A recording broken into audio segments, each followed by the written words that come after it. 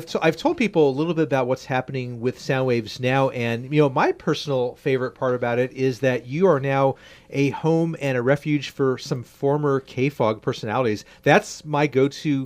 Used to be my go-to radio station whenever I visit the Bay Area. Oh yeah. I mean, it's KFOG. It's a legendary Bay Area station, and the thing about it is that KFOG did such an amazing job of capturing the culture of the Bay Area, and maybe even not the Bay Area, but just a culture of cool. You know, great music, great personalities, and I've had the wonderful fortune to meet some of these folks over the years, and then corporate radio gets involved, and they gobble each other up, and then they don't understand the culture, and then what happens is they change formats, they get rid of people, and to me, it's a no-brainer. If you can create a place where people who still want to create get to, and people still want to listen to them doing their thing, why not? And I called Dave Morey, and I told him I want to do 10 at 10, his legacy show. Yes. How do you feel about that? And he's like, I'm in. That's fantastic. I mean, that sounds easier than it should have been. That's wonderful. Dave is the coolest guy. He's retired. He doesn't care. He cashed out at the right time. He's a great guy. And the thing is, he's like me. Or actually, I'm like him. We're very kindred spirits in that he's all about the music. He's all about just playing it, bringing music to the people.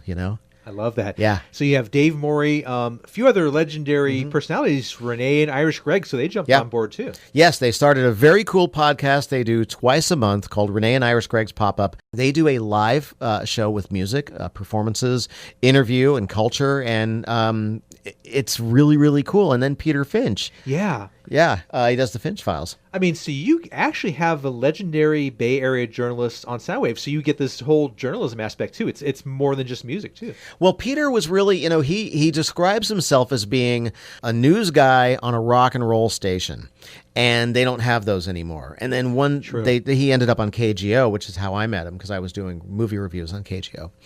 And now he gets to do his own thing, which is just telling cool stories. And he'll cover anything. He just throws his heart into it. And same thing, he's just like us. He loves what he does. I love that too. And then, of course, you have a real expansive place for him to do this, because he can do an hour feature if he wants. He doesn't have to stick to 5 minutes. To be fair, Renee and Irish Greg and Peter are going to do their shows anyway, but we said, do you want to, just like with Twirl Radio, we're trying to build a hub where these shows can all live together. Okay. Because in an environment like that, they massage each other.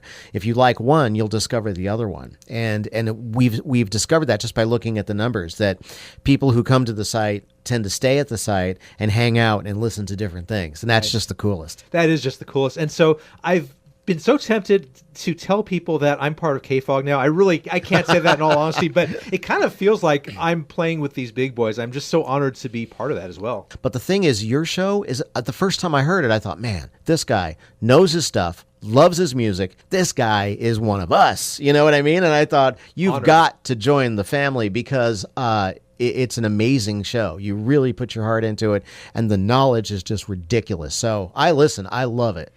Wow. It's just, such a compliment, because we didn't have anything like that.